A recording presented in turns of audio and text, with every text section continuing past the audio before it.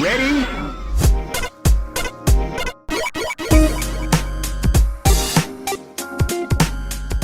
Hello and welcome to Rhythm and Pixels, a video game music podcast. This is episode 22-6, and we're your hosts. My name is Rob Nichols. And I'm Pernell. And every week we hang out and listen to great video game music of all consoles and all generations. And Pernell, get off your phone, man. You're on the clock. No, I'm kidding. You can do what you want. You do what you want. When I'm on the clock, I know how to rock. This is the one job where it's okay to have your Switch out and play La Mulana, right? I rock out with my Switch. No, I couldn't play La Mulana on this show. It would be too frustrating. What are some games that you've played on Patreon shows? I need to come up with some more, to be honest with you. It's been a while. But I played Ninja Gaiden on the Patreon show. Yeah, you nearly beat it. Yeah. Stage 6 kicked the tar out of me, as it does, though. Yeah. I've played Blaster Master during a Patreon show. I've played the NES Batman on a Patreon show. I've played Final Fantasy Legend for some reason. I remember that. Yeah, on a Patreon show. But now that I'm in my room here, the sky's the limit. I can play anything on the show. You're in the retro room, right? That's right. Well, without further ado, on the show. For, what's it, the 15th, maybe the 16th time? Probably the most we've ever had a person on the show ever. The 20th time! Not yet. Grammy award-winning games composer, trombone player. Number one nailed it champion. Person who can grow their hair out and still look super cool, Mitchell Wong. How you doing? Hi. It's only the 4th time, maybe. I think? Yeah. As we were talking about off air, Rob was like, yeah, I got this message at 1 a.m. I'm like, I'm bored. Let me back on the show. I have nothing to do.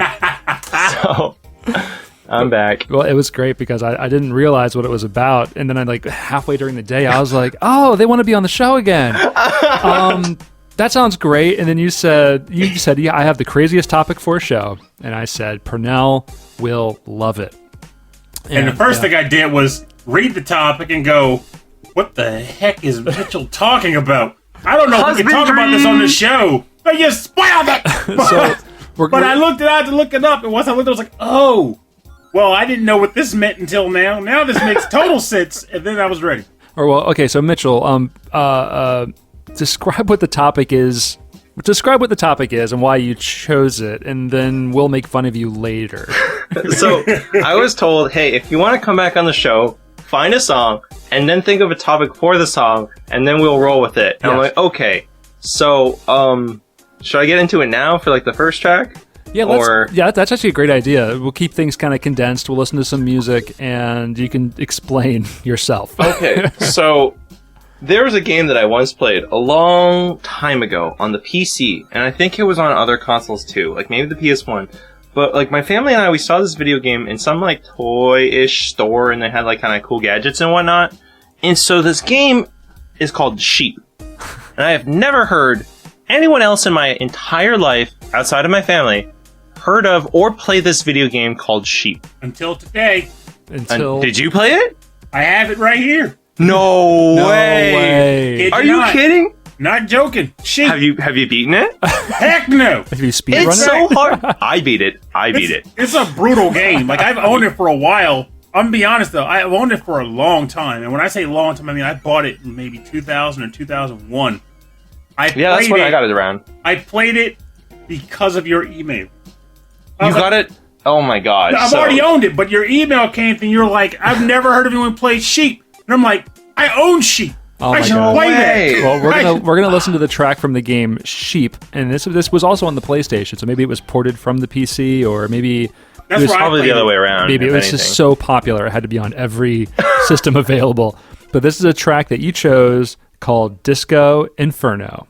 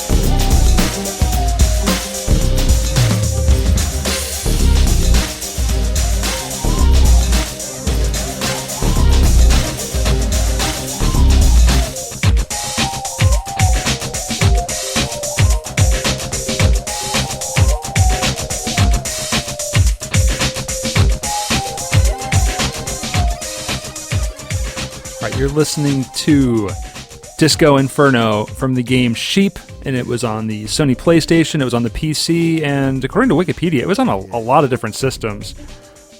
So that's pretty amazing, Mitchell. That first of all, Purnell had this game, and I think that I remembered it because when you mentioned the topic of husbandry or animal husbandry, I could picture this PlayStation cover, and it's probably only because it's been in Purnell's house or he's carried it with him for all of these years. It is crazy. So what is Sheep about? I mean, other than sheep. Oh boy. So Sheep is a video game where you play as a shepherd, and there are several worlds, and each world has like 4 levels, and you can pick each level. But there's also 4 different types of sheep, and they all have like kind of their own personalities. And so you need to make sure that you clear each level, and once you use a kind of sheep, you can't use it in the next one. But this game is just so mean, because like there are all these sheep, you gotta herd them through this level, and there's always like really horrible stuff. So like, like in the first level, it's like farmlands. It's like, don't herd the sheep accidentally into like the reaping tool, like the one that like gets all the corn. Oh, like a scythe or a... Yeah, and they're like random like scythe things, and then like so this one's a harvester. Oh yeah, harvester. Thank you. So this is like the Disco Inferno world, and there are like people dancing, and then like there's also like pyrotechnics, I think, in different places, and like don't herd the sheep into the fire. This game is just straight up mean, and I remember I beat this video game. It was very hard.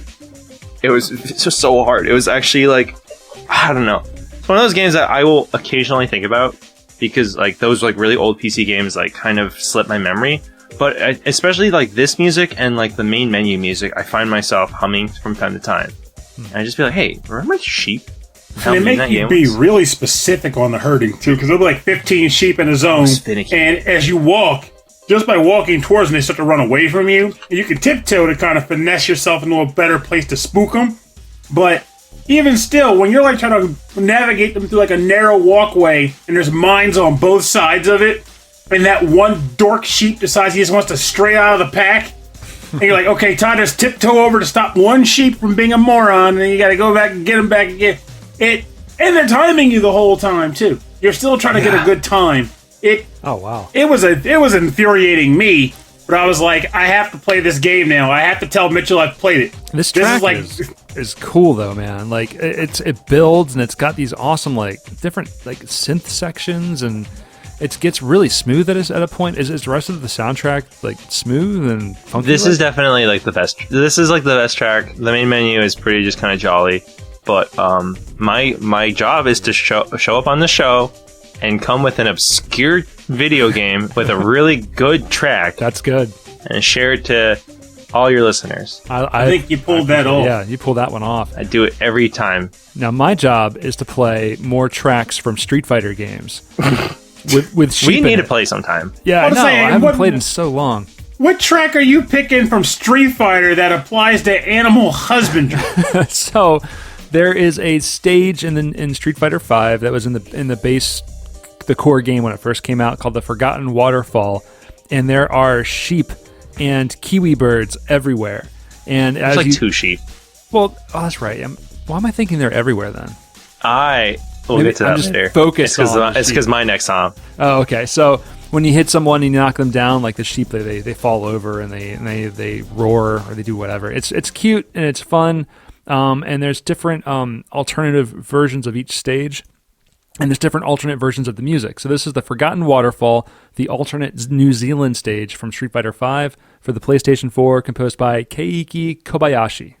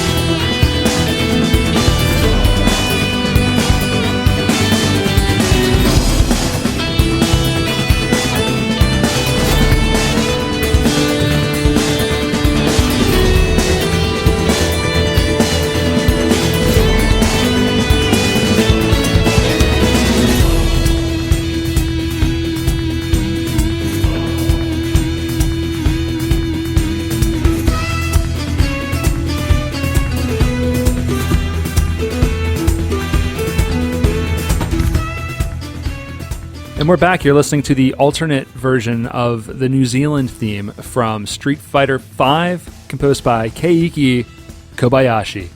And we were, Mitchell and I were just talking about our favorite Street Fighter V themes and tracks, because there's so much music in this game.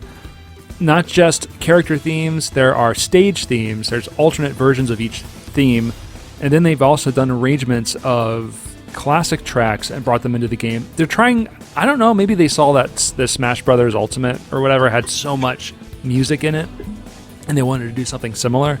I'm really glad they did, because I like the newest arrangement of Cammy's theme. But yeah, so what are your top 5, Mitchell? Okay, top 5 character themes. Karin, Ibuki, Rashid, Zeku, and Fang. Those are my 5 picks. A lot of other ones are good. Zengi's theme's good. Yeah. Gaia's theme, obviously. And yeah, I mean, I like Birdie's and I like other ones, but like those are the ones that I'm just like, oh, this is so good. Yeah, you just hear them and you're like, ooh, that's Karen's theme especially Karen's theme. That violin comes in and it feels great. And the keyboard solo. Yeah, that's like the kind of things that I write. Oh yeah. I write like really kind of like fancy noodly stuff that I can't actually play myself, but I'm like, hey, this is a cool thing. Right. And I roll with that. You get into that flow and you're like, well, we can program it and we'll be good to go. Right? Yeah, basically. Nice. And you're just like, hey, electric organ? That sounds great all the time. Why not? Well, I know you suggested playing again. I have to download. I think I have to download the newest version because I haven't purchased it. Well, I haven't done an update since season 3 or 4, and I know there's a new arcade mode or something that's out there now. Oh, I didn't bother with that. Really. Yeah. Pernell, did I lose you, or is your screen just that dark? I want to keep talking. It's that dark. I was just lost in the sauce of this Street Fighter Razmatango. Yeah, there's a lot of music. I didn't realize you were into other fighting games like this one, or maybe I am and I forgot. Me? Yeah. Oh no, yeah, I play all the fighting games. We've talked about this. Mitchell's whole thing is fighting games. Actually, here's the thing. Mitchell, Smash Brothers. That's like where it is. Okay, so since I last talked, I was like, you can name the 3 characters I play like right now. But however, I have like actually like a new main. It's E Honda. Honda is actually like pretty like I'm like into him. I haven't played Honda yet. He's just very safe. I did watch Mike Ross play Honda, and that made me feel really good. Not in this game, right? In this game, yeah. It was a stream of him playing against. Oh, it was at some local in California, and I was like, finally, he's playing again. I'm not a fan of this one. I know. I saw him play some like random matches against like Li Joe as in 4. But not in 5. Yeah, he was big into 4. His show with Gutex, the Excellent Adventures, is what got me really into Street Fighter. Yeah, it affected a lot of us. Yeah, it was their enthusiasm made me so excited about the game. But the Street Fighter V came out, and then I think they tried to make it more of an esports commercial thing, I guess, and he wasn't interested.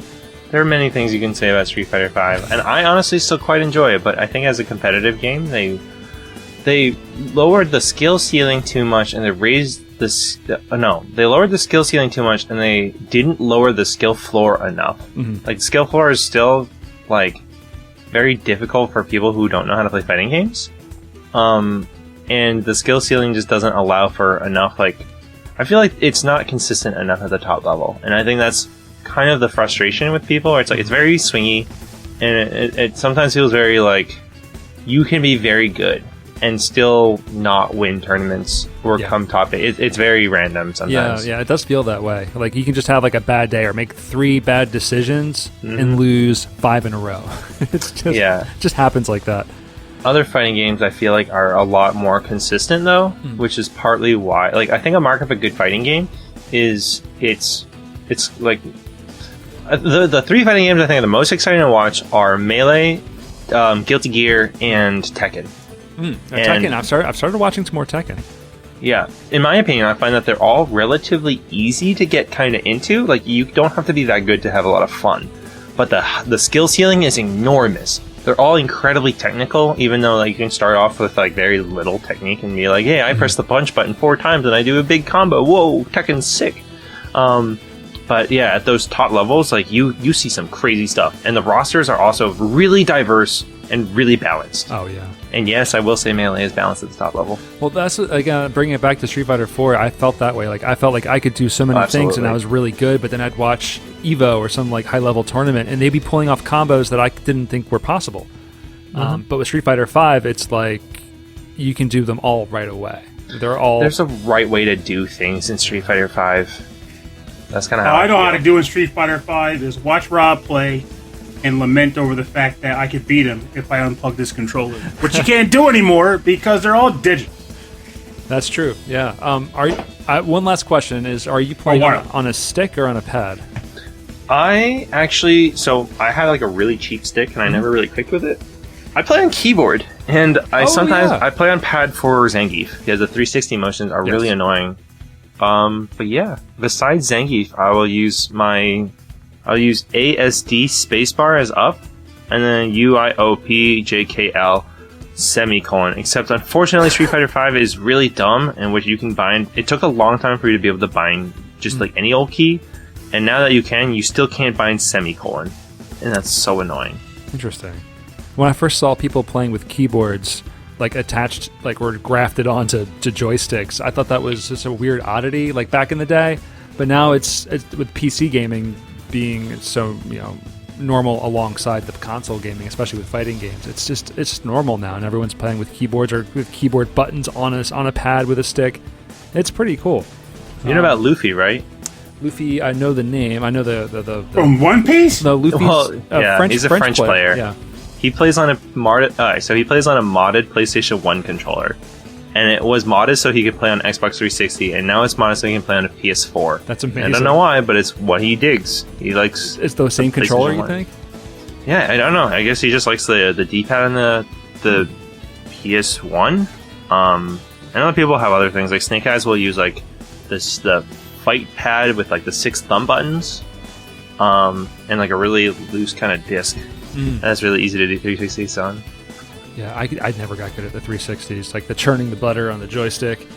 Even that, I'm just so bad at. But I gotta say though that between the two controllers, though, if I was comparing Xbox and PlayStation controllers, their base controllers, mind you, not their like arcade stick counterparts, I honestly find myself with the belief that the Xbox is better for D-pad, but actually just better in general for like fighting games at their base form because of that D-pad. I actually don't use the Xbox D-pad that much.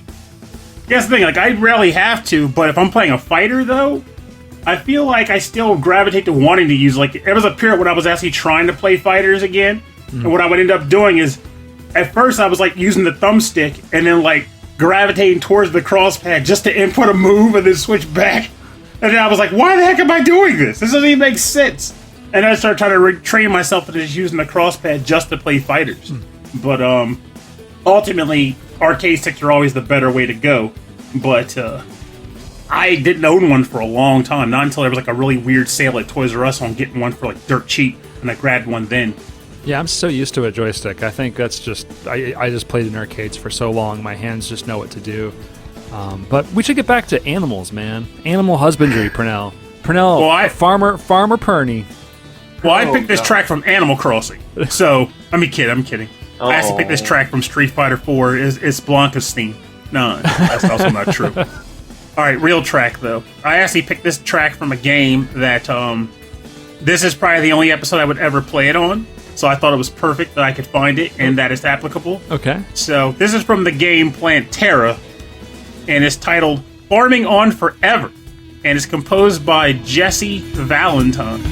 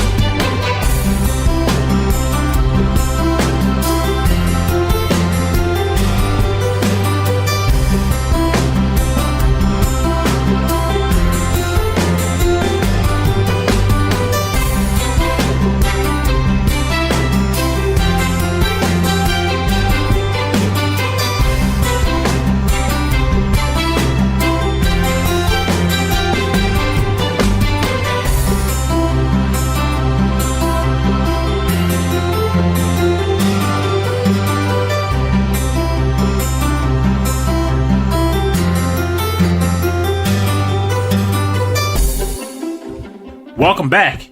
You are listening to Farming on Forever from the game Plantera, composed by Jesse Valentine. This is a game that definitely embodies the topic of animal husbandry.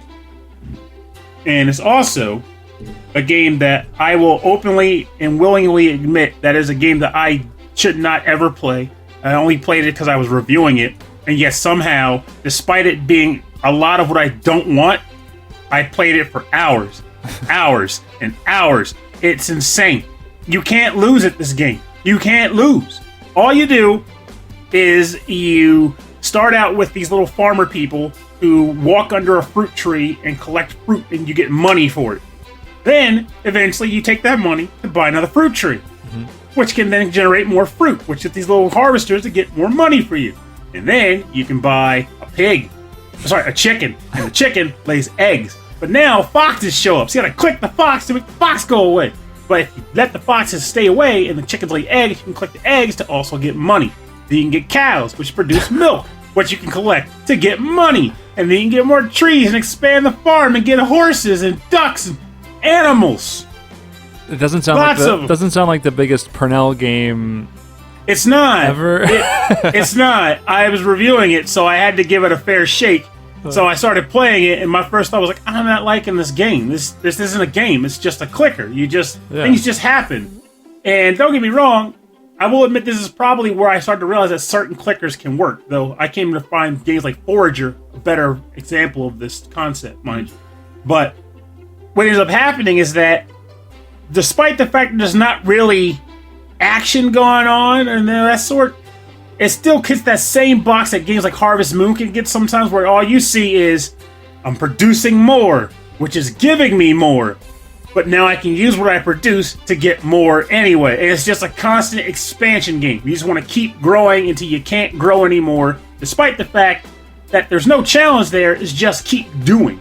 So it hits that part of your brain that says, I want to get more. I want to see things get accomplished in my game. Because it's constantly accomplishing things for you. And you're constantly spending what you get. So it kept me engrossed. And I was reviewing it. It's like, what do you think of this game? I was like, I don't like it. But I can't stop playing it. What is wrong with me?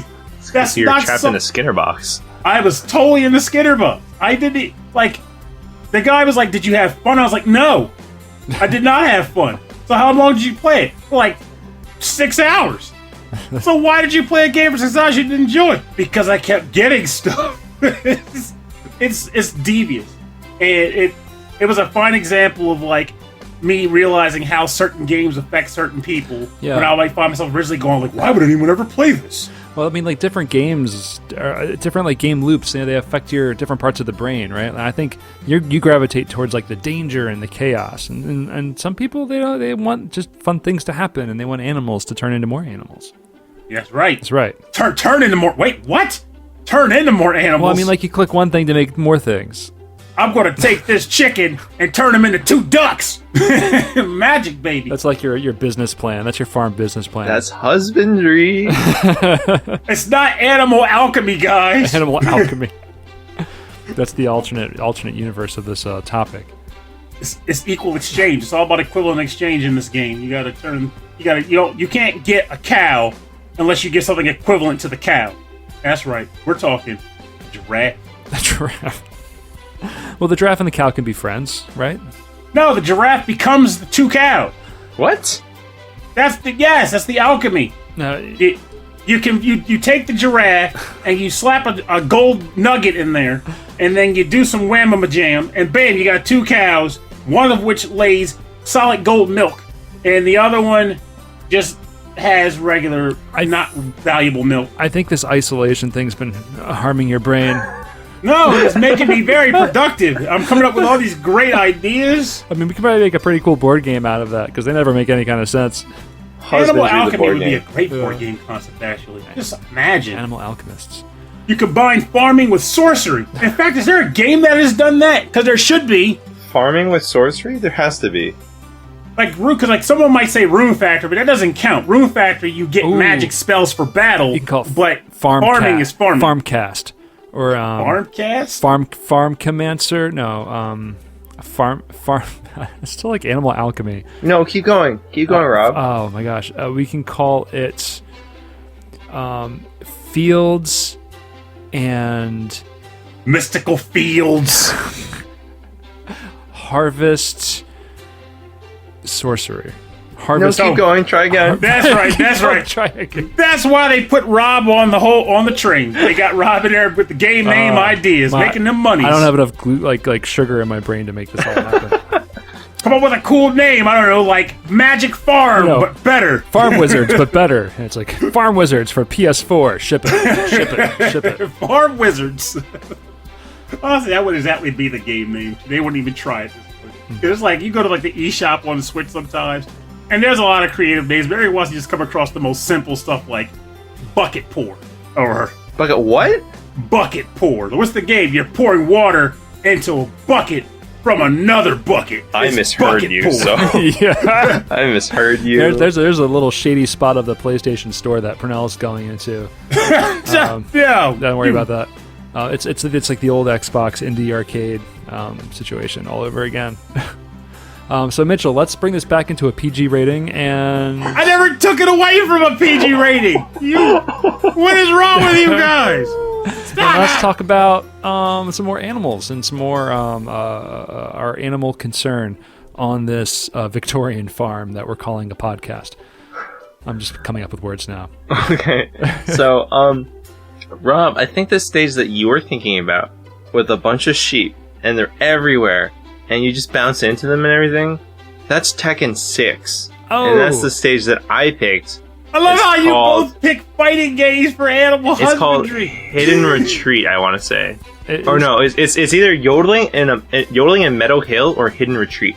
And this stage, for some reason, you can't select it on the stage select screen. You can only get it through random. Really? Yeah. Well, that's really strange. This is why Tekken 6 is a weaker entry in the series. Because you can't play the sheep stage when you want to. Yeah.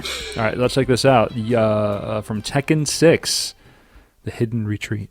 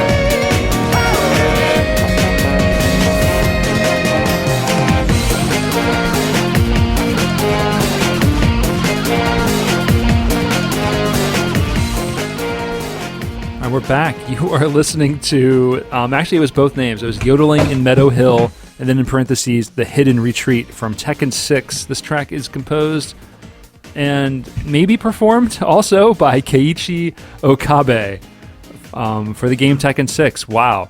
The guitar section, the acoustic guitar kind of plucking section reminds me of this old, like early 2000s sample-based group called Lemon Jelly. I don't know if you've ever... Oh, never. Never heard of them? Send me a link. Oh, yeah. It's a lot like... It's a very, very chill. It's like every song's like 12 minutes long, and it's a bunch of weird samples. Not disco sheepy, though. But So tell us about the sheep all around the stage. Do they like get in the way of the players, or do they just like scatter? They do. Well, they don't interrupt the fight, but they if you hit someone into the sheep, they just like spin and fly away. Oh, that's awesome. I think I sent you guys a link of just some like random battle that happened. Yeah, that's right. So you can see what it looks like, because this stage it's my favorite stage because it's hilarious, but also the music on the stage is hilarious, but it's also legitimately really good. That music was really good. It is good. I was bopping to it. There's some good music in Tekken 6, even though Tekken 6 is like just kind of okay compared to the other Tekkens. Yeah, you're talking a lot of smack about Tekken 6. There's some pent up Tekken rage. The first fighting game, outside of like Dragon Ball Budokai and Smash Bros, the first fighting game to get me into like fighting games was Tekken 4. And that game is the worst Tekken game. It's just not good. But it's what got me into it. And then from there, I'm like, oh, like you guys are playing like Tekken Tag 1 and like Tekken 5. I love Tekken. And I got really into that, and I got 6 myself. And I think just rule of thumb is like the even numbers are like the weaker entries, and the odd numbers are like, oh, really freaking good. So the opposite of the Star Trek issue. The Star Trek numbered episodes. I know Pearl doesn't care about Star Trek, but it's okay. I love how, like, whenever people tend to learn that I'm not a fan of Star Trek and Star Wars, they're like, oh my god, that's you on this now. I'm actually surprised you like Star Wars. I'm not surprised you. I can see you not liking Star Trek, but I would have guessed that you like Star Wars. I will admit that it's not like a vehement hatred for Star Wars or anything ridiculous like that. Though, if you tell that to the wrong person, they're going to totally assume it, because it's like, everyone likes Star Wars. But my gripe back in the day, and that may have changed over the years, I don't know, was that the two really goofy things I like now. One, I hated everyone's name. All the names were annoying. I didn't like them. And they got weirder and weirder as they branched off of the main cast. It went from being simple, like Luke Skywalker. His name is Luke, and he's a Skywalker. Get it? And then later it's like Qui-Gon Jinn and Splish Boom Splash and Ransock McGit gotta cut. Well, that's the fun thing about Star Wars, is that you can pick and choose the movies that you believe exist. And then the other thing about it was that, and this is just me being me, was that I was never really fond of the whole very like specific dichotomy of like light and dark. Like, if you're on the dark side, you're evil, and if you're on the light side, you're good. And the good is always good, the bad is always bad. There's no mix, there's no gray force. So you're saying you don't like Kingdom Hearts 1, but you do like Kingdom Hearts 2? I just like beating dudes with a giant key. Let's be honest. Kingdom Hearts is literally the game where you beat dudes with a giant key and hang out with Disney people. Heal me! Fire! Goofy! Swirl! But like, the whole game is we like... went from Tekken to Star Wars to Kingdom Hearts. Well, yeah, like, with Kingdom Hearts is like... The beginning of Kingdom Hearts 1 was... Kids on an island, okay, this is nice, but I don't see any Disney characters. Let's get down to business. Oh, what is that? And then you go into this weird portal, and now you're in like this cool town with like Final Fantasy characters, the Disney characters. No, we don't talk about that song. No, that song's good. That song's good, man. But I've heard it too much. It's been done. Well, whose problem is that? George Harrison's problem. I like that. Wait, did he write that? No, he didn't. No, as a Simpsons reference. Like, it's been. I was done. like, Utada Hikaru had George Harrison ghost write for her. That would be amazing. Wouldn't that be a weird level of lore? If that comes out, we should make that a thing. Like, oh my god, I heard on Rhythm and Pixels that George Harrison wrote a Tada Hikaru song, and Simple and clean. It has to be real. It has to be true. If you heard on this show, it has to be true. So we absolutely do our research. But yeah, but after that whole sequence, they try to hit you with this whole narrative of like, you got to go to all these different worlds and unlock their hearts. I'm like, I don't care about that. And now you're hanging with Tarzan, and that's awesome. Except not anymore. This is me. Like, when Kingdom Hearts 2 came out, I forgot about the story. I didn't care anymore. I had the flu for like a week, and I just sat there and I was just looking. I just played it, like just hitting buttons. It felt like my brain was on autopilot because I couldn't handle anything else at the time. And that's my story. It was very fun. I was like, I'm gonna 100% this game, and I'm gonna throw up while doing it. And I accomplished 2 things that time.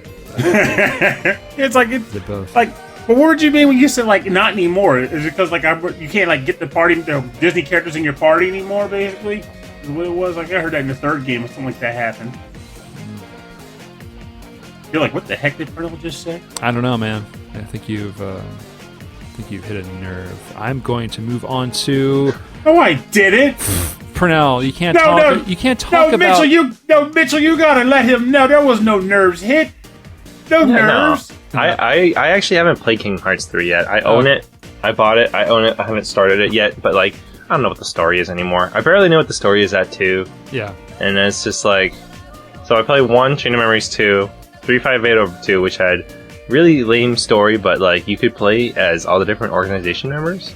Mm-hmm. And that's it. I have not played any of the other ones, and because I didn't have like 8 billion consoles. So. Yeah. I will admit, though, that I didn't find... Like, the story in 3, by the time I got there, it was a little easier for me to follow. But 2, I agree. I was like, what the heck's going on? Who's this guy? Why am I in this town? Why does that kid have a weird haircut? You know, all those things. Well, everyone has a weird haircut in that video game. So many zippers. Also, I miss Cloud's design, because I really like that outfit that he had in Kingdom Hearts, and I want them to bring it back. Yeah. But I admit that the new release of Final Fantasy VII has triggered some interesting memes. There's just one going around where people say, I'm so glad that guy from Kingdom Hearts finally got a spinoff. Oh, yo, everyone is so thirsty. I played the demo of Final Fantasy VII. I'm just like, everyone is so thirsty. Jesse is thirsty for Cloud. Cloud is thirsty for money. Barrett is thirsty for saving the world. Wedge is thirsty for friendship. Biggs... thirsty for Wedge. You're saying thirst, I'm saying motivation. Motivation is just a form of thirst. Thirst, motivation, it's all good. I'm going to move on to my next track, which is extremely thirsty in the fandom. This is Sonic Adventure for the Sega Dreamcast. Oh, yeah. This is the theme of Chao, or Kao? Chao. What do you I don't think they ever said their name verbally in the game, so I don't know. Yeah, I thought it was Chao Garden. Yeah, I've said Chao. I think it's Chao too, but they never said it in the game. Like, they never spoke it. So it was always up to interpretation. Like, Sonic never said, let's go to the Chao Garden. It was just... Or maybe the tutorial was like, your Chaos can be raised. But I don't recall ever hearing, like, a voice in the game say Chao. Well, we're going to listen to their music. It's super cute. It's super adorable. And it is on the Dreamcast. Composed by Jun Senoue, Kenichi Tokoi, and Masaru Setsumaru, and Fumie Kumatani.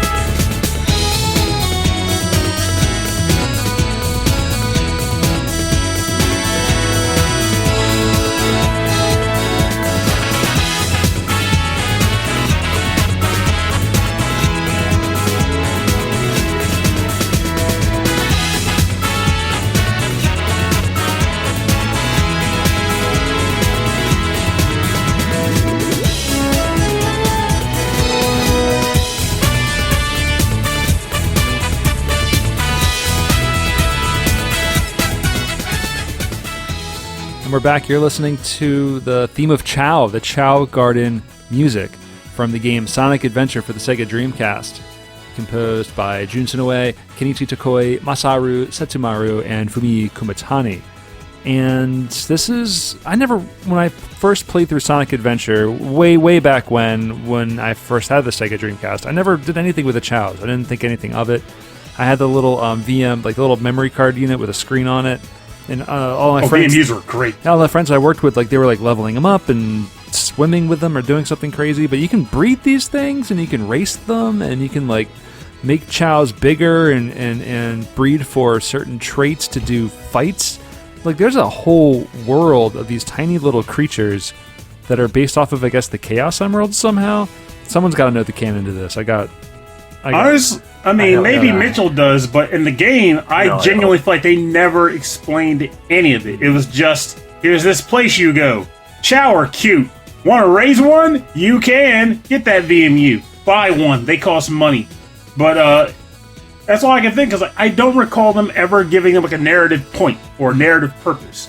In fact, I was like, the only time they were truly ever integrated was when they introduced the character Cream the Rabbit, because she hangs out, or because she has like a child friend named Cheese. Man. You get these Sonic characters past like Knuckles, and I'm like, yeah, that must be real. Like, you could say anything at this point. You could say his name's Jerry the Giraffe. I'm like, yeah, that's a Sonic character. I'm sure that's probably a real character. If you Google your name and Sonic OC, you get your Sonic OC. Oh, I'm doing it right now. All right. Yeah, so, I have a friend named Lance. Robert. And boy, can you imagine how edgy Lance the Hedgehog is? Oh, he's not like Lance the Leopard? No, I think it's a hedgehog. But okay, Robert is a shadow living in the Shadow World. He works at the Shadow World strip club as a stripper. He is the most popular stripper there. Oh, yeah. Is it Rob the Hedgehog, though? I look awesome. Is it Rob the Hedgehog or Rob the, like the... Oh, I'm a hedgehog, but I got like a blue streak of hair. I'm wearing like big baggy jeans. Oh, I look awesome. I'm going to share my screen in a second. Yeah. I bet there's no Purnell the Hedgehog. No, you got to try. Because there was a Mitchell with one L. This is the best game ever. I love it. Purnell the Hedgehog, you are an awesome hedgehog. You play video games and make parfaits in your spare time. You are very fast, but you like to take it easy and slow. You are a sauntering individual. Go, Purnell, you bad hedgehog, you. I made all that up. Rob will have to look it up for me later. Dang. We'll have to look it up later, too.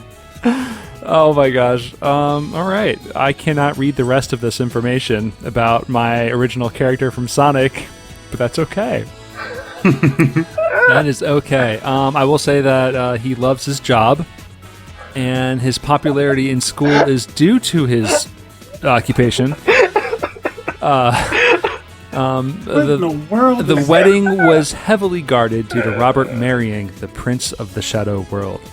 So cool. Yeah, I think I've got the best original character. My face cannot come up on audio somehow, which is unfortunate. Actually, it doesn't come up on camera either because I absorb the light. But the point is, yeah. I am very dumbfounded by this description. Mitchell's is coming through as clear as day. Just ecstatic and laughing. That's great. I was just like, yeah, we broke our guest. That's okay. Rob the Hedgehog has that way with people. Yeah, there's no Purnell Hedgehog. I'm a little disappointed. There's no Purnell Garbage Pail Kid. There's no Purnell Hedgehog. Purnell just gets screwed on these I looked up Purnell Sonic OC, and it didn't really give me much. It's like Purnell is a shadow. You mean really a shadow? He's just in the dark. Oh, we have to make one now. All right, so you are Tails' best friend, who he never talks about. Ouch. Wait, I'm Tails' best friend? Yeah, but Tails never talks about you because... Wow, this is just cold-blooded. Yeah, well, but I don't like Tails very much now. Well, you're the mechanic on Tails' plane, and you made a mistake, and you killed somebody with that mistake because planes are very dangerous, and Tails holds it against you, but so never talks about you. But you are Tails' best friend. That doesn't sound like I'm his friend. That sounds like I'm his dark secret. And you're also a stripper. No, I don't know. Like literally and figuratively, I'm his dark secret. Jeebus, Tails. It was an accident, bro. Oh, that is so I searched funny. Sonic OC, and one of the first hits is actually one of your... It's actually... Funny enough, it's the Smash Bros. Thumbnail that for the episode that I was also on. Oh. When you typed in Sonic OC? No, I typed in Purnell Sonic OC, and then like the second row on the right side, it's just Welcome to the Rhythm and Pixels podcast. I love it. It's the Smash Bros. Episode. And then like, there it is. We're officially integrated into Sonic lore. I've got SEO skills to get those Sonic fanboys onto the show. And how? All right, Pernell, we're on to your second track. I am torn because this is one of those episodes where I picked more tracks and we only get two. I know. I ended up picking a bunch too. I didn't think I was going to find so many that I wanted to share. Yeah, husbandry. It's right. I told you guys. I don't think I've ever picked a track. I picked a track from a Monster Rancher game in the past, but I don't think I've ever picked one from Harvest Moon 64. So I'll go with that. Okay, perfect. This track comes from the game Harvest Moon 64. It is the summer theme from said game, and is composed by Tsuyoshi Tanaka.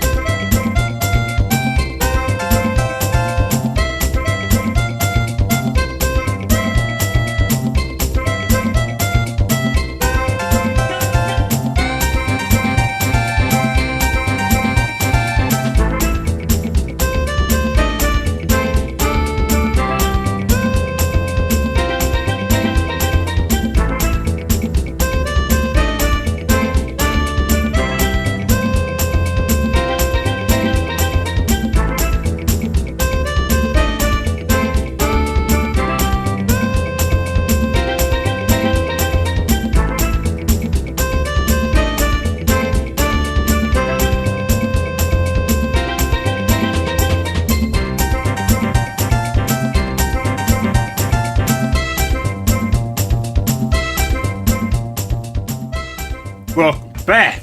You're listening to, oh yeah, I had to get a little enthusiastic about it. You're listening to the summer theme from the game Harvest Moon 64, originally on the N64. I think it was only ever on the N64, actually. And composed by Tsuyoshi and Tanaka. So, Harvest Moon, I don't think it really needs to be explained how this game fits into the topic of animal husbandry. You run a farm. There's animals there. They give you things, which make you money. And then you click on the next animal to get more things, to make more money, to get more animals, and then get a bride. But there's more things that happen in Harvest Moon, right? Like you can play, you play like matchmaker, right? Like you can find someone you date, and then you can marry them, right? Well, that doesn't make you matchmaker. You're the match being made in that game. Well, I'm saying you're the player being the matchmaker for your Sonic. Yeah, I'm the Sonic player. Right. I'm the player. Yeah. Let me stop. No, but yeah, you do get to you get to find a bride, or I can't remember Harvest Moon 64 let you play as a girl at that time. I don't think so. I don't think they did it yet. But you can find a husband in the game. I'm sorry, bride in the game. You can go to different events, like festival events in the town, and befriend various villagers. This was before Rune Factory, so there wasn't like dungeons or anything. But there was like weird side events, like farming sprites and stuff you could meet. It was a game that back then, anyway, I didn't expect to like it. But Harvest Moon 64, when it was new, was a very hard to get game, and it started selling for a lot of money even back then. So I kind of jumped on the opportunity to get it when I could, and gave it a chance. And it did pull me in for sure. It pulled me in. It never let go. Well, I let go because I got sidetracked, like I always do now, but back then I was doing it too. So it's still great though. Like I think Harvest Moon 64 is still probably the epitome of classic Harvest Moon games. I didn't get to try like the Story of Seasons when they did the conversion to like the actual like franchise naming, but for the most part, I'll go back and play it to this day and love it. But we were talking about Monster Rancher. Oh yeah, because of a track that may come up later in the show. And what was it like? I had a beef with the show proper. And Mitchell, you said you liked the show, yes? I like the Monster Rancher show? Yeah, the anime. I honestly haven't seen enough episodes. I saw fewer than like 20, probably fewer than 10, maybe fewer than 5, maybe fewer than 3. I've seen an episode portion. I like the idea of Pernell saying he has a beef with the show, meaning like back when it was on, he was like writing letters to like the network or something, and he's like, "Here, dear sir or madam, you're having problems with your monsters." And the penguin's not in the show enough. There's very little ranching in this. There's very little monster ranching in this game, in this anime. There's not enough ranch.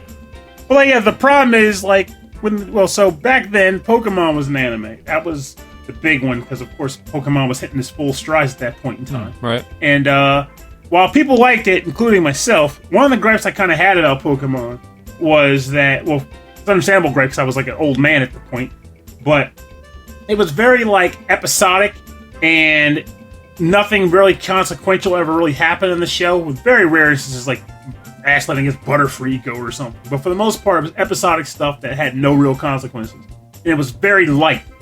Then you get the Monster Rancher cartoon, and it was like a toss between Pokemon and Digimon, and levels of like how serious the plot could get. Like animals were getting killed sometimes. You know, there was like wars between animal colonies. Yikes. There was a whole bunch of stuff going on, and it was a very cool plot narrative. Like, there was a lot of cool stuff happening. But then the main character was just this little boy who would rollerblade, and they gave him the whiniest voice. He had a way of ruining every serious scene on the show by being himself. It's like when people trash Tidus in Final Fantasy X. He is that guy in the Monster Rancher anime. It's like, everyone's like, okay, we gotta defeat this god monster because he is tainting the hearts of all these individuals, causing them to war against each other, and it's thereby destroying their entire ecosystem. And you got this kid going, yeah, let's rollerblade after them and ties them to a dance hall. That'll show him. And then he skins his knee and goes, wah, why do I hurt so much? And you're like, why are you on this show? Stop it. Give me a kid who knows the severity of the situation. He's not going to sit there and cry about crap unless it's like that tearful induction of actual emotional release, not just this weird childish sobbing bit. It was annoying to me. So he's not taking it seriously. You're like, you're not taking this seriously enough, monsters and ranching. Yeah, got it. I get it. It does sound really hard. You hit on the table. But it's just how I looked at the show. Is like, just think of a show that you like because of a serious narrative that it presents. Just imagine one. And then just throw like a 10-year-old boy into it who acts like a 10-year-old boy who just like dismantles the entire premise into a way that makes you just kind of wonder, how is this even making sense? How does this work? I don't know. I bet they gave it a different voice. If he had a different voice, it probably would have even been better. But they genuinely chose a kid who sounded like a child who... He hurt the show for me, okay? And I loved Monster Ranch. It was my jam. So Yeah, you were... Apparently not. I love the games, man. The games are gold. Yeah. I remember you. You're really good. Those are the ones you put the CD in, right? And then based on like the data on the CD, you can like do stuff. Oh yeah, I had an insanely huge roster of monsters, and I'd never. And unlike Pokemon, your monsters died in Monster Rancher. They had a life. They had a lifelong lifespan, and eventually they would meet that end, and they would pass away. And they would have a funeral for the monster, like an actual in-game funeral for your monsters. They would give you their final life tally stats. And I could not bear to see any of my monsters die, so I would cryo-freeze every one of them, like the week before they were supposed to die, and let them live on forever within the last week of their existence. Oh, that's a horrible way for a monster to live. He won't live. He's cryo-frozen. Cryo-frozen. Just until we find a cure for death. It's so selfish. There's a lot to process right there. It's not selfish. It's artful. It's getting old with your best friend who happens to be Purnell. You know what's coming. Cryo freeze, baby. No, like I said, when we find the cure for old age, got you. Coming out. All right. Well, I appreciate that. I appreciate the confidence in science. So we're going to turn this track down, and we're going to move far away from it, and we're going to get into the part of the show we call the bonus round. Hello, and welcome to the bonus round. I'm very old. Okay. But not dead, because you're cryo-frozen. And wise. Very wise. Oh, well, the bonus round is where we play covers and remixes on our theme, and today's theme is husbandry. So, Mitchell, what did you find for the bonus round? Okay, so I feel like every time I come on here, I try and really nail home that I believe, both ironically and unironically, that the Me Channel is the most influential song of our generation, of this past century even. And I think one of them I didn't do. I think it was like the minigames one, which I could argue this, but I ended up picking something else for that. But I decided, I was like, there's gotta be an arrangement of the Me Channel with some animal noises, right? Mm-hmm. And I did initially find a Mario Paint one, but it was with dog sounds. I was like, okay, well, dogs aren't like, I don't know if that's like husbandry enough for me. But then, fortunately, a few days ago, I found another one, which is the Me Channel, but it's played by a CatPiano chicken, monkey, sheep, dog.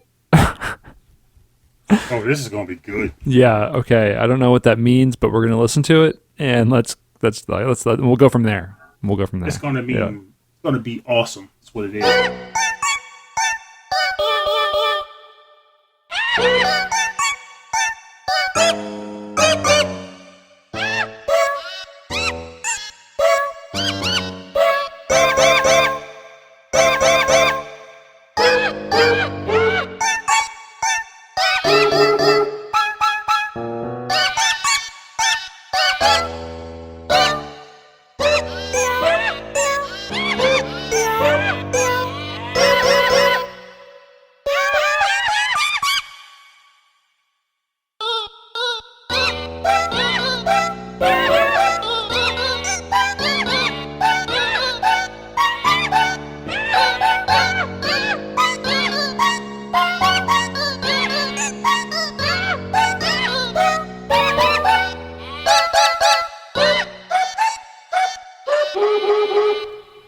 Rough. Okay, and that was the Me Channel, but played by a CatPiano chicken, monkey, sheep, dog.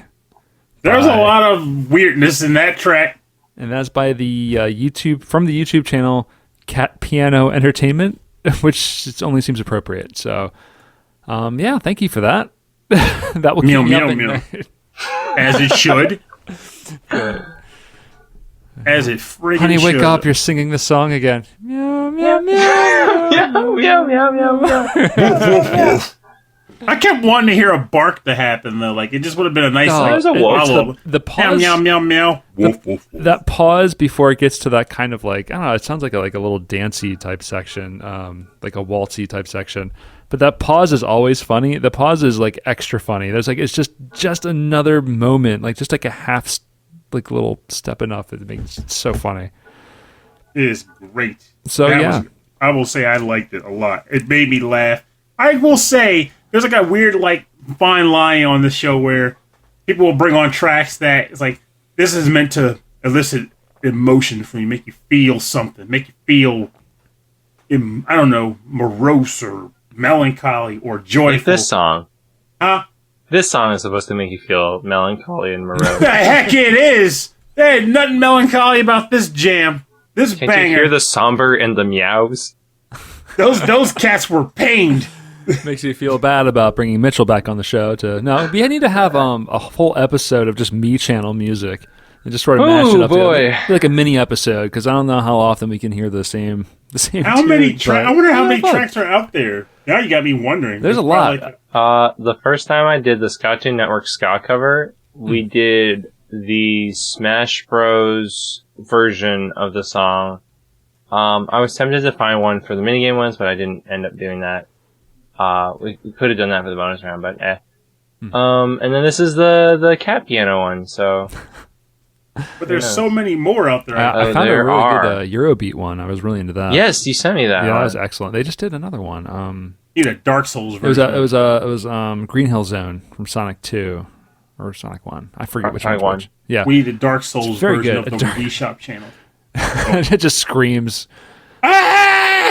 It's like dying. You died. So my bonus round track comes from the game Harvest Moon: A Wonderful Life for the Nintendo GameCube. How wonderful Remember is that it? game? And so, what's that? I remember that Yeah. game. So a lot of the music in this game is actually arrangements from other installments in the series. This track is called Marine Jazz. It is composed by Miyuki Homareda, and it's arranged by Dai Nakajima. And this is actually the opening theme from the game Bokujou Monogatari Harvest Moon for Girl, which was for the PlayStation 1. In that game, you play as a girl who is shipwrecked on an island, and you are saved by a young boy on the island. And then later on, you find 5 boys, and you have to figure out which one saved you, and then I guess marry them. So that's the game. Why don't they just tell you? Why don't they just say I am the one who saved you? Because drama. Anyway, this is a really cool track. I really enjoyed it. So I hope you enjoy Marine Jazz from Harvest Moon: A Wonderful Life.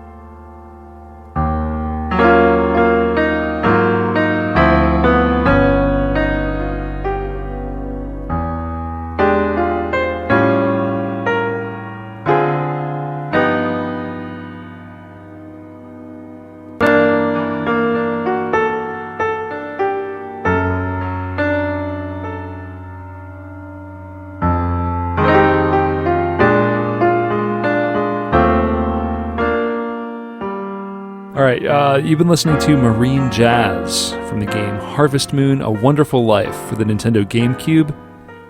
It was composed by Miyuki Homareda for the opening theme of Bokujou Monogatari Harvest Moon for Girl for the PlayStation. And this was arranged by Dai Nakajima for this GameCube version.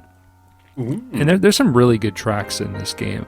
And Mitchell, you said that you know this one, or you've seen this one? I have played the GameCube Harvest Moon, It's a Wonderful Life, but not the girl version.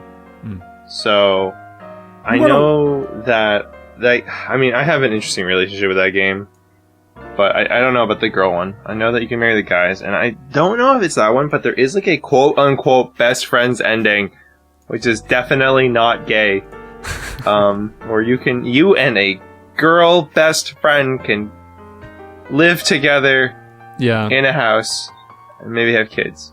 Is it on the moon? What? Yeah, Is it on the moon? I don't know what you mean by that. Is it a moon house? No. They dropped the ball. That was a perfect opportunity to get you a moon house. Oh my god! I just realized you're making a Harvest Moon reference. Oh, like I the moon. We were both lost. Yeah, I don't know. I was just in my mind. I'm like, yeah, Nintendo sidestepping the whole. I was just thing. like, is this like a thing about lesbians? Like lesbians want to move to the moon, farming girls on. What does he mean? Is this some new? Is this some new slang that I don't know about? I should know. In order to interpret what I meant, you have to solve a series of cryptic puzzles.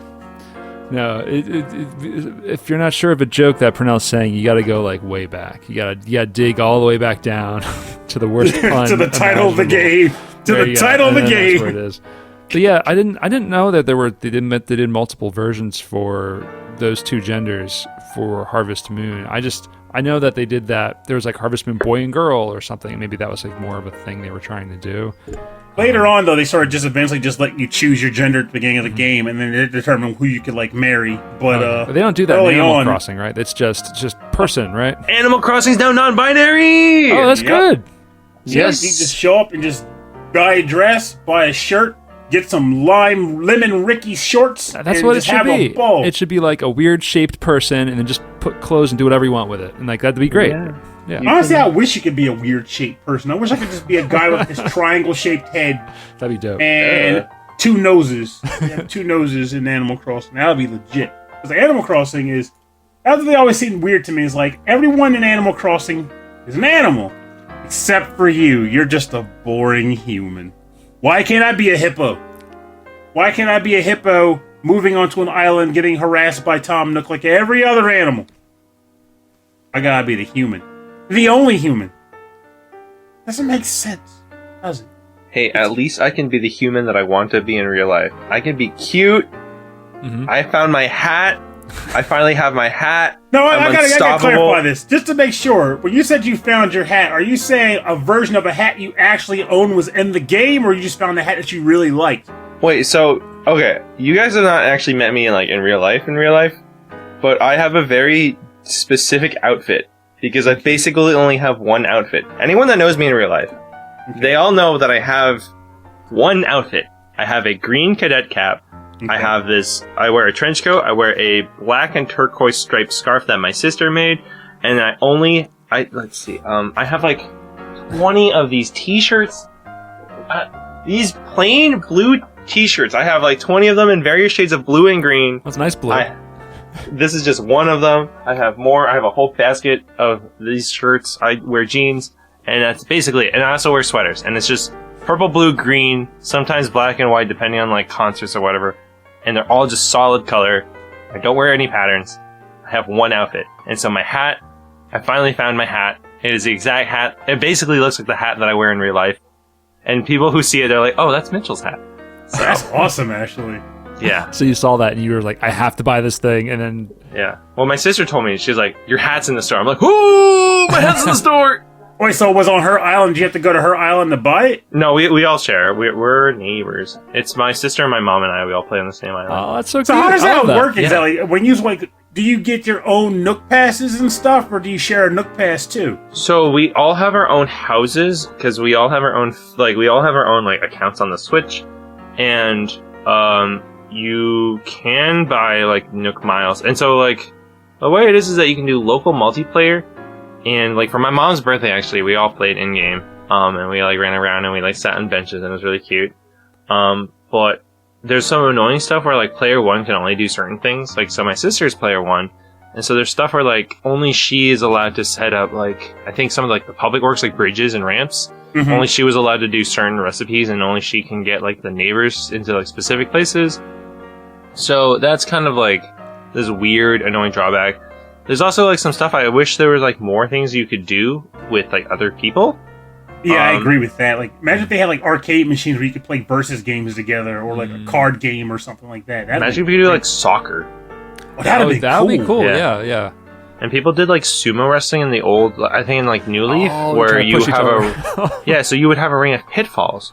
I don't think anyone has pitfalls yet, because I think in the games code people found there's like pitfalls and you can make them later or something. But right now there are no pitfalls, which is a shame because sumo wrestling would be hilarious. Now we're saying pitfalls as in not just holes you dug with a shovel?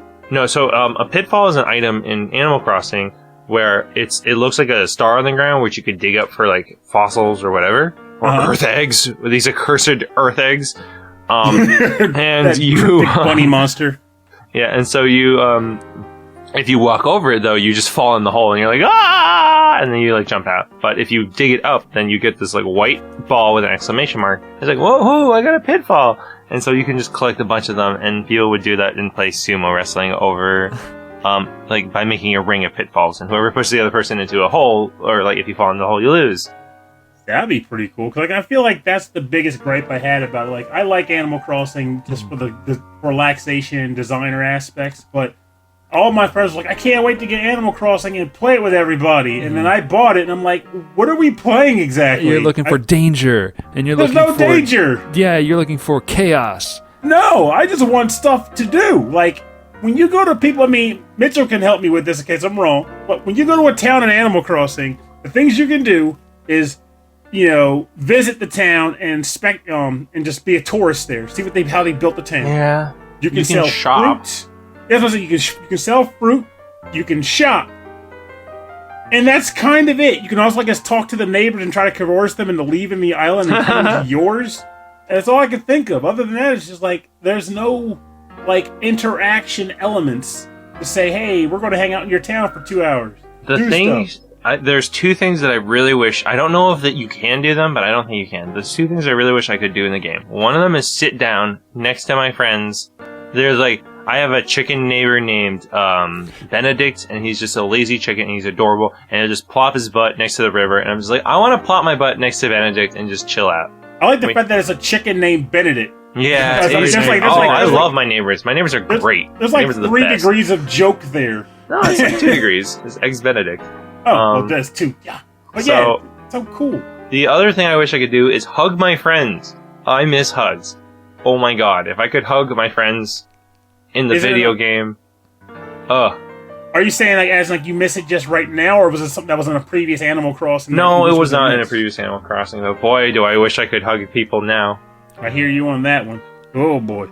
Let me hug my homies. If you could hug your neighbors, your adorable animal neighbors. I have a penguin neighbor named Sprinkle. She is the best. And also Benedict is the best, and also Nana is the best. I love my neighbors. What my is neighbors Nana? Are the best. Nana's a monkey. She's also funny enough. Her name is Nana. She's a pink monkey, and her phrase is Popo, which is like Nana and Popo from Ice Climbers. Woo! And that's just kind of funny. But she's a normal monkey, and one time I saw her sitting by the river with glasses on, reading a book, and I said, "Wow, that's very calming. I feel at ease just seeing this." I need to get a Switch and play this thing, because that's what I need right now. The sad part is, like, if you want to get a Switch, you need to get diligent, because those things, when this kicked up, oh my god, Switches went into, like, like Collector Town. One guy, my friend posted an article where this guy drove, I can't remember if he got evicted or if he just needed to move back home before he got, quarantined, but he drove cross-country to get home. And on the way, he stopped at like Walmarts in every small town he could come across that sold Switches and bought them out. Oh, wow. Just to flip them. That's kind of scummy. It's rather scummy, for sure. Like, it's one of those that we were all talking about where it's like, a part of me feels like I don't like that he did it, but given the fact that he lost his job, it's like, this is me getting some kind of income while I have no income coming in. I'm like, if people are going to buy from a scalper, I guess he's not making a bad decision to put food on the table. Yeah. But admittedly, at the core, it's like, don't buy from scalpers, kids. My friend said that he bought Ring Fit, and it was almost as expensive as the console itself. Oh, they bought the hiked up eBay one. I don't know, but I guess it's just not in stock, and so you can only buy it through scalpers. And it's like, he was like, it was bad. I'm like, how bad? He was like, it was bad. I'm like, how bad? Hundreds it almost of cost dollars. as much as the console. Oh no. Yeah, that's like bad. I looked that up myself because I think a couple episodes ago when we talked about like me playing Ring Fit, because I think you suggested it, and I mentioned it on the show about. Well, you asked if you were like, I can't buy video games, but maybe I can count Ring Fit as a video game. No. Well, back then, yeah, those but I were mean, nice like days. back when this first kicked up, and I was like, I need something. I'm sucky that I'm mad that I can't go to the gym anymore. And you wrote to me, he's like on my post, and was like, yeah, that Ring Fit game you bought, remember that? And I was like, oh yeah, Ring Fit. So I went and looked it up online at the time to say, I wonder if other people were doing this as well, using Ring Fit since they can't go to the gym. You need like and that's when I saw the crazy prices this guy was going for. You need like a personal trainer like that's constantly texting you, being like, "Are you playing Ring Fit today? Because you should be doing it. Am I seeing you burning those calories on my Ring Fit?" I see you buying suicide wings, Pernell. What are you doing? Yeah. You gotta give them access to your credit card statements, so they can be like, "You bought too many Oreos, Pernell. You bought." Well, they're so addictive, and they make them goofy flavors like cantaloupe. Cantaloupe Oreos? They should. That's one they haven't done yet, but give it a month. Dang. You had me going Give it there. a month. I was like, I don't know how to feel about that. Yeah. They make so many flavors of Oreo, it's only a matter of time. They've made Oreo-flavored Oreos. They were a limited time only. That's stupid. That's marketing. That's marketing in a nutshell. It's just sandwiched. I see Clorox in the background of Rob, and it's like Clorox flavored Clorox, limited time only. Limited time. But I said, no, correction. They don't. What they do with that, the way they get around the same product flavored, same flavors, they do that stupid classic branding where it's like it's the exact same product, but now it's the logo we used in 1985, and it's a limited time only. It's like, I don't care. Wait, do you remember DNL? DNL? I think that's what it was. There was once a soda product that was lemon lime flavored, and it looked like 7-Up upside down, and it's DNL. I think it's 7-Up. Yeah, it's like, DNL and it's like, wait, that's just a 7-Up logo, and so it's either a weird marketing hack or it was. Yeah, or it was like a weird thing where they accidentally printed like a bunch of cans upside down, and instead of recalling them, they made an ad about it. They might have. They called it 7 Upside Down. That's what they called it. Really? Was it a special flavor or anything, or was it literally just the upside down logo? It was the upside down logo. It's like down logo. Yeah, that's terrible. And I'm officially sure released in stores in 2002. Oh my god! See, that to me is like you look at friends who like go to Japan. They're like, look at all these cool flavors of things we got. We got cherry blossom Kit Kats. Well, it's Kit Kats are the best. It was. I love Kit Kat. It was released around the time as Pepsi Blue. Pepsi Blue was a jam. Oh, I remember. I knew you would like Pepsi Blue. Come on. It was a jam. I miss it. I think it got a temporary re-release too, but not the Pepsi coffee stuff. That was no. I miss I love Kona too. No I way. loved No Kona. one wanted that. That was. I wanted Kona. I think that was out when I was in high school, or maybe it was.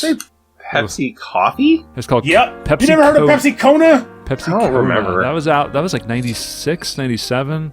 I was 3 or 4. There you go. You don't remember? No, it was We're bad. ancient. Pepsi. It was out for listen like. to Rob. It was delicious. It was out for like one summer, and it was just like, delectable. That was nasty. So nasty. I mix coffee and soda now because of that.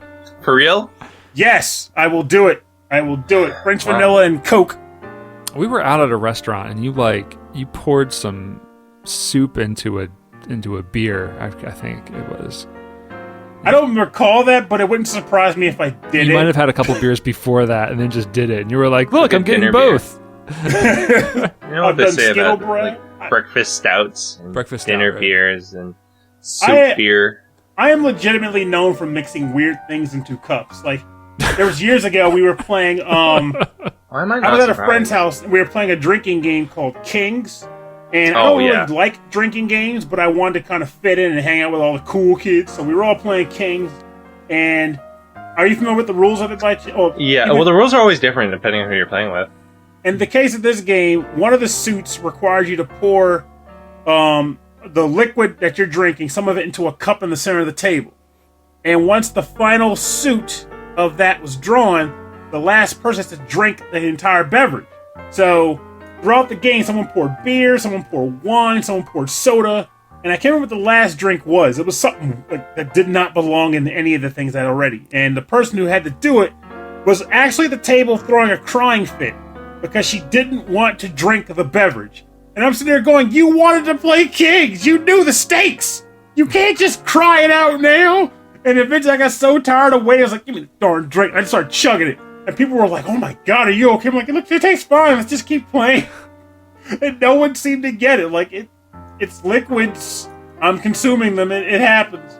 But like, I think I might have just been trained for it because of all the other weird stuff I drink over the years. It just kind of, my body's prepared. It can handle it's all the hot food that you've like destroyed your taste buds with. That is possible. That is very possible. Right now, my taste buds are kind of fractured at the moment. Well, let's move on to your bonus round track, Pernell. Oh crap! I forgot the show was about music. What is it? What was I doing? All right. So my final track was actually me looking for an excuse to get a track from this game on the show, and this was perfect for that. It's a English translation of the theme song to Rune Factory 4. This is called Kaze no Traveler, English duet featuring Ari and David.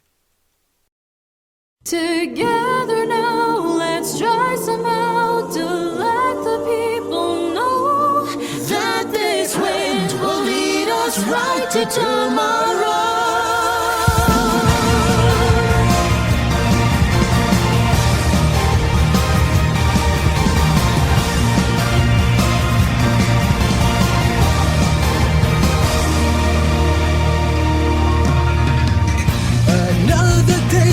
My life is just wasting away. I'm living on, but yet my life has turned to gray. Now is the time to get rid of that boring old me. I'll say goodbye and see just who I can truly be. If we work together, we will find what we have always been looking for, and then maybe even more. In our dreams and our hopes, with everyone we love, shining like diamonds, even brighter than stars from up above. So let's go together now and find out how to let the people know that this wind will lead us right to tomorrow.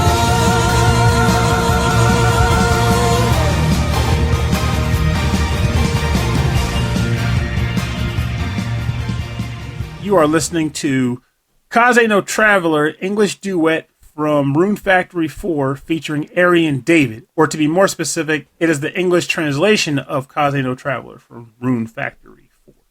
Now, I have a weird affection for the song because, as I was saying on the break, like, I'm not going to go so far as to be like, this was a perfect harmony.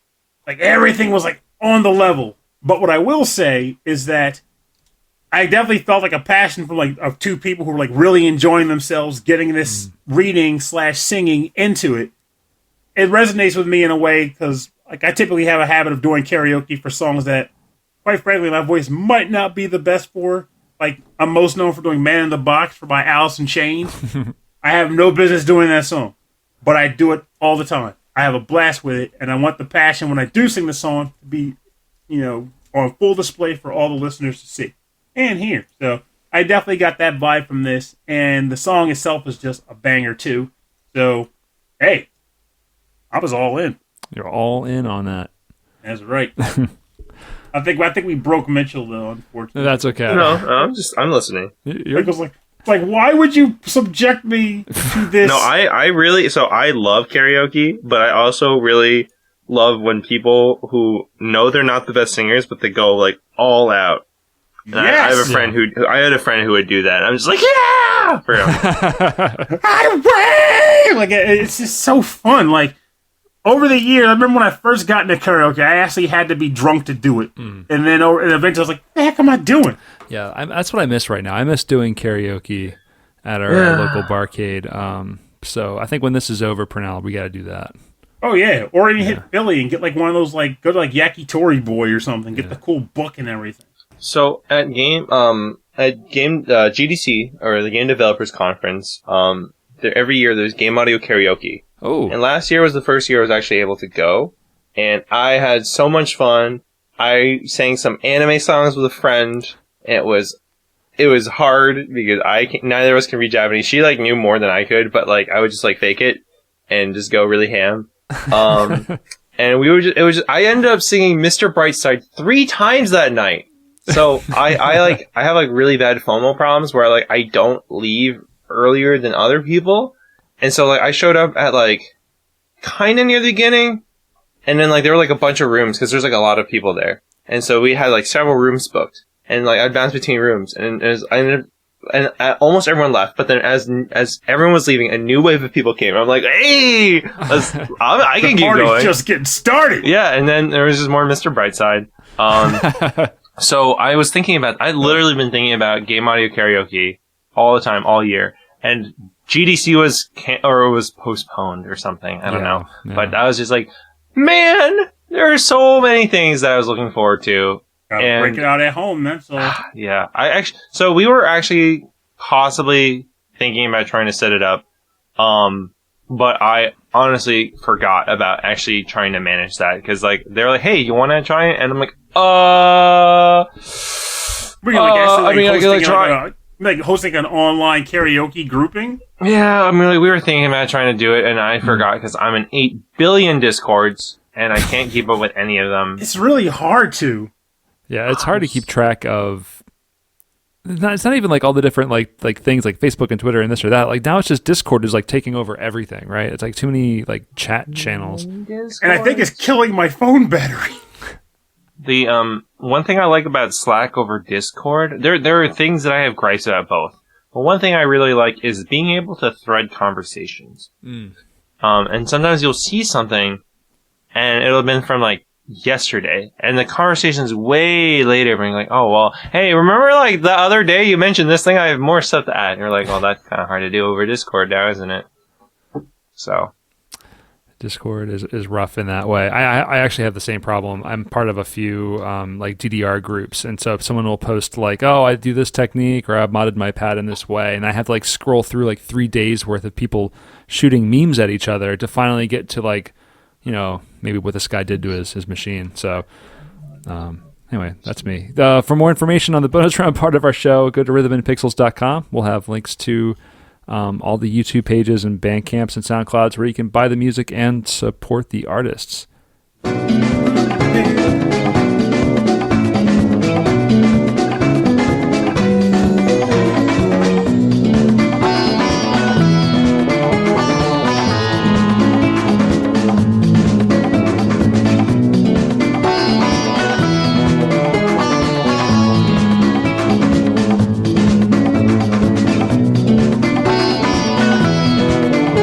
Thank you for joining us on episode 22-6 of Rhythm and Pixels, our episode with Mitchell Wong titled Husbandry. Thank you for the topic, Mitchell. We appreciate you. I appreciate you guys too. Oh, stop it! Yeah, I mean, thank you. Appreciate it. Well, yeah, thanks for hanging out with us and chatting and listening to some good tunes and talking about everything in between. You know, not even related to the game. Talking about sheep, talking about Animal Crossing, and talking about Tekken. I honestly like these scenarios a lot. Like I like when conversation just kind of happens. It feels like almost like talk radio with music. Yeah, good music. It really. And that's what I'm all about. It really is. So, Mitchell, what can you tell our listeners about what you're up to? Do you have any new projects you would like to clue them in on? Okay, so to be honest, I don't really have new things to plug. I am, let's see, you can still go to my Bandcamp, mitchellwongbandcamp.com. That's mitchelwong.bandcamp.com. and there you can buy the Kind soundtrack. You can also buy all of my non-video game music, which I just have as a pay-what-you-want function. Besides Kind, I also recently came out with the Charity EP Jam that should be charityepjam.bandcamp.com, where I have over a dozen composers every year will contribute a track based off of a theme. This theme was Dust, and we had some really, really, really amazing music come in, and I was just ecstatic to put it all together. And so all of the proceeds go straight to Able Gamers. It's hooked up right to their account, so you know that it's going to a good cause, and they're all great people. They're wonderful folks.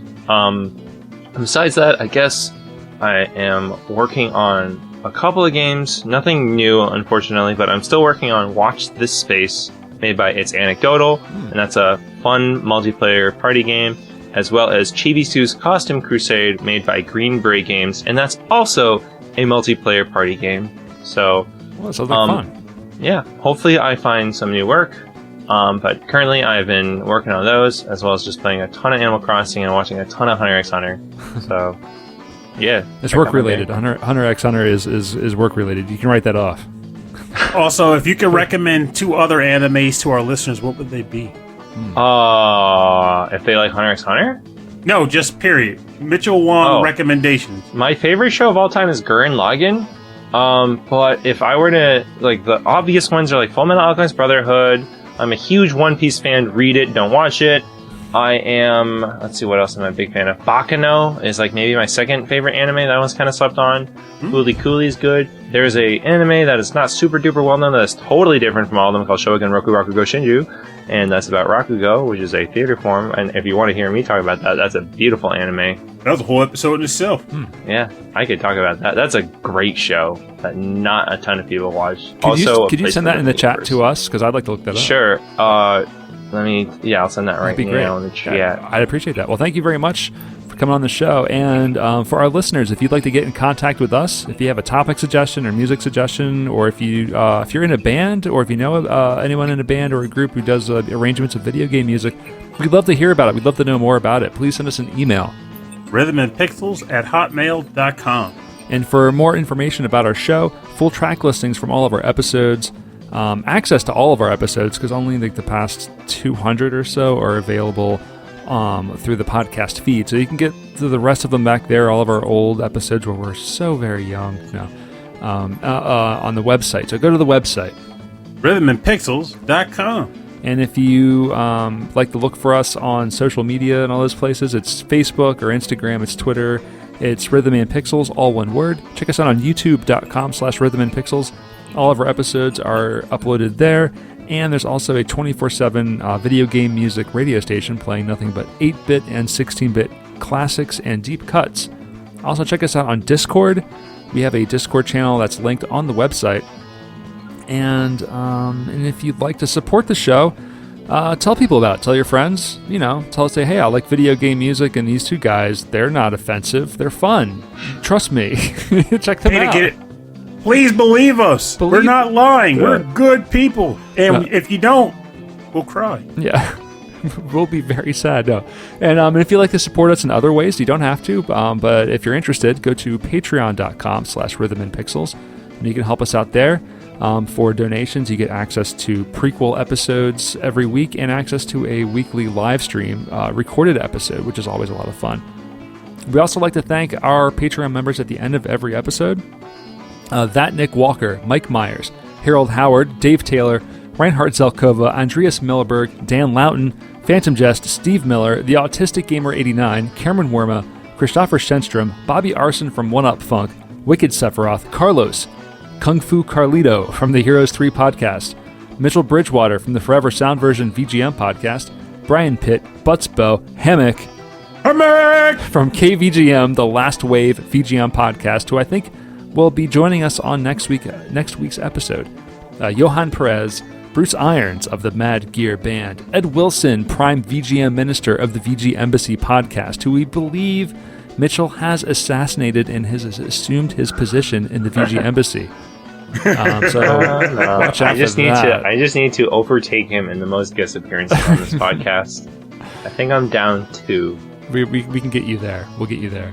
Thank you to Alexander Proudfoot, Davy Cakes, Das Dude, The Last Rican, Bedroth of the VGM Very Good Music Podcast, Kitsurito, Solus Sanctuary, Mix6 Master, Damian Beckles, Joe Vasallo, OK Impala, Chris Murray, Christine Sin, Alex the Messenger, host of The Messenger Presents, a VGM podcast, and David Smith. Thank you all very much for your continued support of our show. Greatly, stupendously greatly appreciate. It really, really is. Seeing all your names every week really just makes us feel like we can do more, and it really encourages us to do better, to be better people, and to do better for the world and the earth and the environment.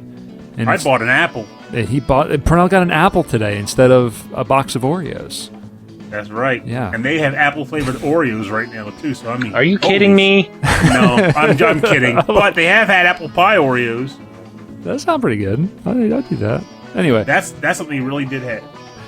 And so check us out. I'm hoping we do this for next week's episode. We'll have Hammock from KVGM, and we are doing TV sitcom sounding video game tracks, which is going to be an absolute blast. Oh, I'm excited for that. Yeah, that's going to be. It's going to be some work too. It's going to be a lot of fun. Man. Hammock is got a great taste in music, and he's got an insane encyclopedia of composers and tracks. So it's going to be excellent time.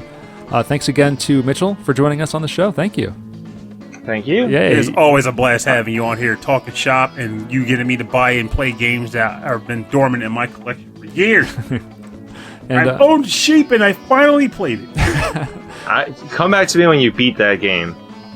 I don't know. It might be. If anything, maybe I'll be something to do for fun. We challenge each other, play a game. Keep it in mind, it has to be a game you want to recommend for fun, not just for the challenge. Mm-hmm. But like, hey, play this game. We'll do like a versus challenge of game recommendation. That'd be kind of fun. Like a co-stream of the game would be kind of fun. But I've been stuck on Spider-Man for a while. Also, you and I need to play Street Fighter at some point. Yes, I got to get on that. I'm really bad at playing video games. I got to put some money on that. That's a theme of the show. Ooh. Okay. Money match. Salty match. Money match. Yeah. I got to brush up my Cammy, then I'll put some money down on that. All right, if I lose, I'll become a Patreon. I got to brush up my wallet for this. It's going to be a gym. But you're always welcome back on the show, and Heyo. And all you gotta do is come up with a really wacky topic, and we'll have you back. So anyway, thank you very much. This has been Rhythm and Pixels. My name is Rob Nichols, and I'm Pernell. Thank you for listening, and we'll see you next week.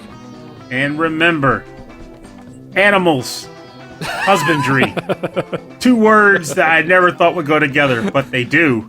And what I have also decided in regards to this topic is that we live in a time where animals are not only being abandoned for reasons that boggle my ever-loving mind, but as a result of which they are more in need of homes lately than ever. And the benefit of this situation, of course, is that a lot of people are currently alone or wishing they had a little bit more activity going on in their homes. And the beautiful thing is that you can get that by adopting a cool pet, get them off the street, give them a nice home, and kill 2 birds with 1 stone. Get them off the street and get them into your house for some fun times and throwing a ball and whatever you do with pets. The point is, give a pet a home, give yourself some company, do the world a favor, and do your heart a favor.